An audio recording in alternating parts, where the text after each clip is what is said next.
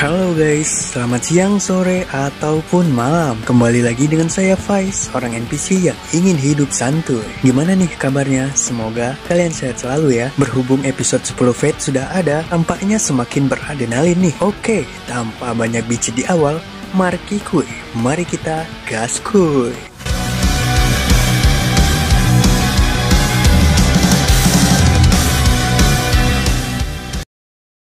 Ali melaporkan pada Roxy soal regu pengumpulan material di Galia yang telah hilang kontak. Belum tahu penyebab pastinya, yang jelas mereka menuju tebing besar. Maka dari itu, Roxy memerintahkan mereka untuk segera bersiap dan pergi menyelamatkan para pengumpul material.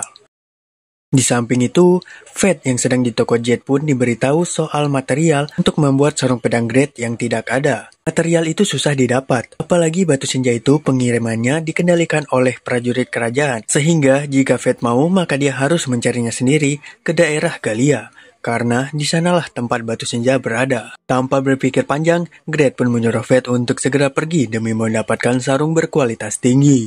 Sebelum itu, Fate diberikan peta Galia yang menuju tempat kemungkinan material batu senja itu berada. Dan tempat itu di dekat tebing besar. Ya, tujuan dia sama dengan Roxy. Fate pun mulai bergerak dan mulai menghabisi para goblin yang menghalanginya menggunakan Great versi baru.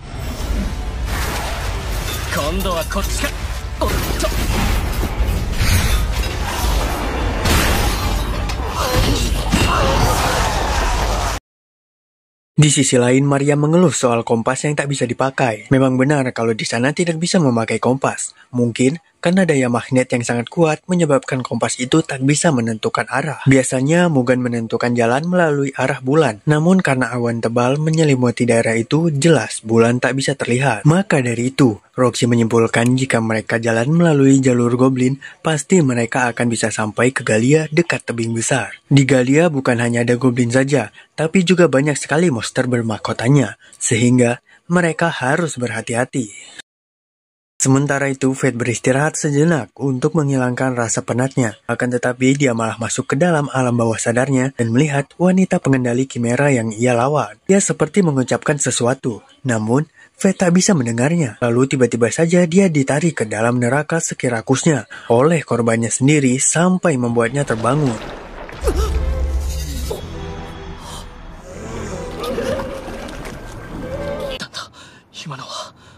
Lalu dia merasakan aura monster yang sangat kuat di sana, yakni monster bermahkota. Great menyarankan untuk menggunakan penglihatan malam agar dia bisa melihat dengan jelas.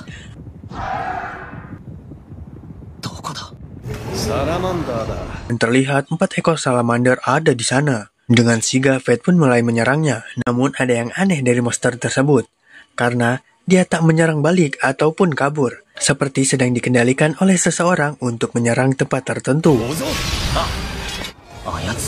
Yang ternyata mereka menyerang camp Roxy.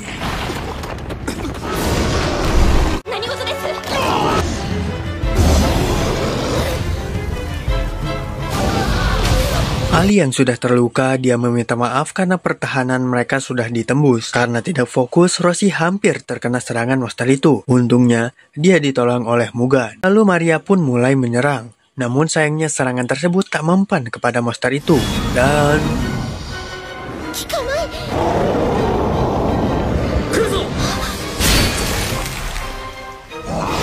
iya, Fate datang dengan gagahnya menolong Roxy. Mereka terkagum-kagum melihat Mukuro yang tak lain adalah Fate sendiri. Roxy pun berterima kasih karena Fate telah menolong mereka. Namun tidak dengan Maria yang sangat angkuh. Fate bilang untuk tak perlu berterima kasih karena dia lebih penasaran dengan simbol yang ada di kulit salamander tersebut. Mugen bilang, biasanya monster bermahkota tak berkelompok. Ini sangat mencurigakan. Mereka sepertinya mengincar Roxy. Sebelum berpisah, Roxy ingin berjabat tangan dengannya. Namun, Fate tak mau memegang tangannya karena dia tak ingin mendengar isi hati Roxy. Sedangkan Maria langsung memegang tangannya Fate untuk mencegah Roxy memegangnya. Dan terdengarlah isi hati dari Maria soal dirinya yang tak suka terhadap Fate. Setelah itu mereka pun berpisah.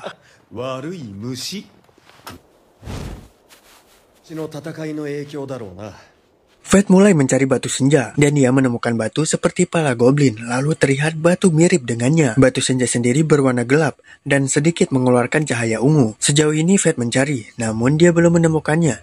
Ternyata memang sulit untuk mencari batu tersebut. Dan dari kejauhan, dia melihat Aeris di sana. Apakah salamander tadi adalah ulahnya? Entahlah.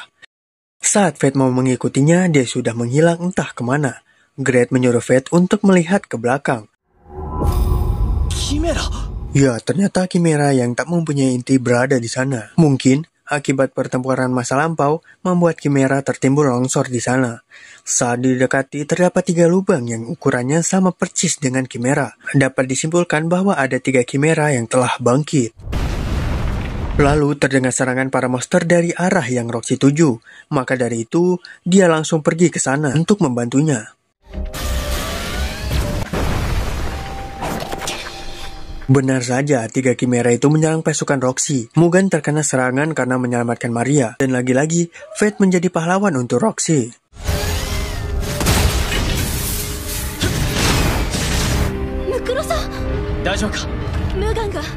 Saat dilihat dengan seksama, ternyata inti dari Chimera itu adalah Goblin. Untuk itu Fate memberitahukannya agar Roxy bisa fokus menyerang intinya saja. Lalu mereka berdua pun berduet untuk melawan Chimera. Akhirnya, Fate bisa bertarung bersama Roxy. Chimera itu menyemburkan api, namun jelas kalau api tak mempan terhadap Fate. Dan...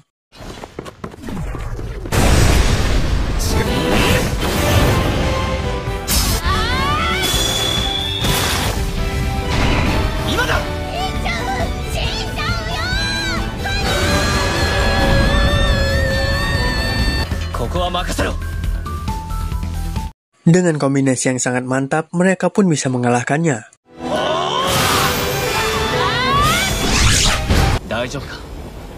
Tersisa 1 Chimera lagi, namun dia terbang. Dan...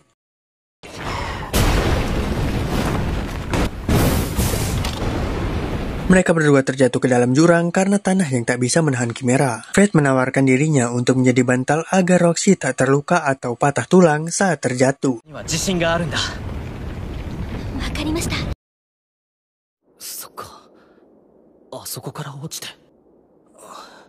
Saat terbangun, Fate terkejut karena mendengar Roxy yang memanggilnya dengan sebutan Faye. Disangka sudah ketahuan, ternyata Roxy hanya mengigau. Untuk itu Fate segera mengambil topengnya agar tak ketahuan.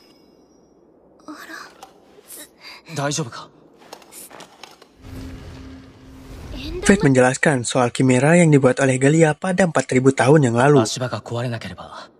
Lalu Roxy bilang mereka tak bisa menyelamatkan regu itu. Saat sampai di markas para regu pengumpul material, di sana sudah pada hangus terbakar. Lalu Roxy bertanya soal Fate yang tahu Chimera dari siapa. Fate berkata kalau dia tahu tentang Chimera dari penyintas Galia. Roxy pun teringat tentang penyintas Galia, seorang gadis yang membawa kampak besar saat dia pulang ke rumah ibunya. Katanya gadis itu juga menuju Galia bersama prajurit bertopeng tengkorak. Hal itu membuat Fate tak bisa menyangkalnya dan bilang kalau memang benar orang bertopeng itu adalah dia. Roxy bilang kalau dirinya mirip sekali dengan seorang yang selalu di hatinya, yang tak lain adalah Fate sendiri. Mungkin saat ini Fate sedang berada di ibu kota.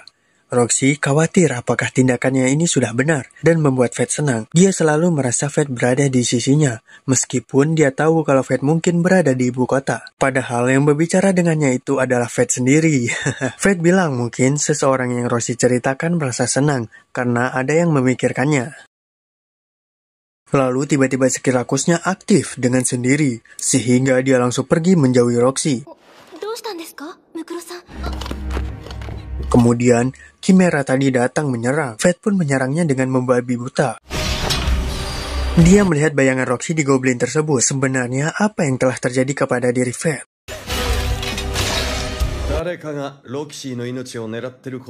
Setelah kembali normal, Fate pun mengingat Aeris yang ingin membunuh Roxy. Dan dia tak bisa memaafkannya karena telah melakukan semua ini. Gua itu runtuh. Dan terlihat banyak sekali batu senja di sana. Iya, batu senja terbentuk akibat monster yang mengkristal. Lalu mereka pun kembali.